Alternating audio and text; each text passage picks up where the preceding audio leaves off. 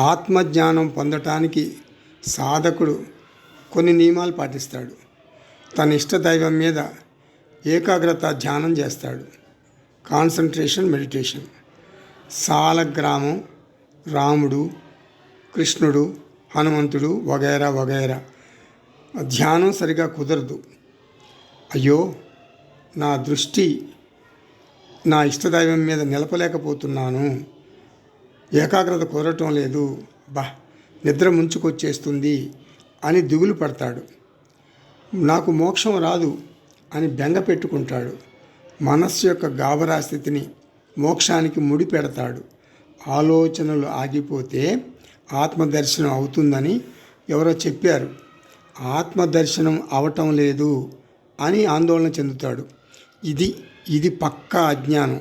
శాస్త్రం ఏమి చెబుతుందంటే, నీవు మనస్సు కాదు, మోక్షము మానసిక స్థితి మీద ఆధారపడి ఉండదు. అజ్ఞాని వేదాంత జ్ఞానం పొందటానికి ముచ్చటగా 3 పనులు చేస్తాడు. ఆలోచనలు లేని మనస్సు కోసం ప్రయత్నిస్తాడు. 2, ఆలోచనలను నియంత్రించడానికి ప్రయత్నిస్తాడు. 3, ఆలోచనలను ఒకే ఒక ఆలోచన, నాకు మోక్షం కావాలి అనే విషయం మీద కేంద్రీకరించడానికి ప్రయత్నిస్తాడు. మానసిక స్థితిని మోక్షానికి ముడిపెడతాడు, కలుపుతాడు. ఇది సమస్య. నేను నిరంతరం ఒకే ఆలోచన చేస్తున్నాను. అహం బ్రహ్మాస్మి. నేను నిరంతరం ఒకే ఒక ఆలోచన చేస్తున్నాను. అదేమిటి? అహం బ్రహ్మాస్మి. నాకు ఆత్మజ్ఞానం వచ్చినట్లే కదా గురువుగారు అని అమాయకంగా అడుగుతాడు.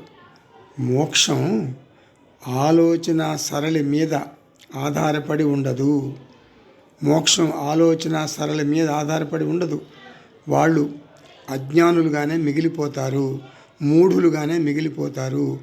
మోక్షము నా సహజ స్వభావం అని వారికి తెలియదు అని అష్టావక్ర మహర్షి వారి గురించి జాలిపడుతున్నారు.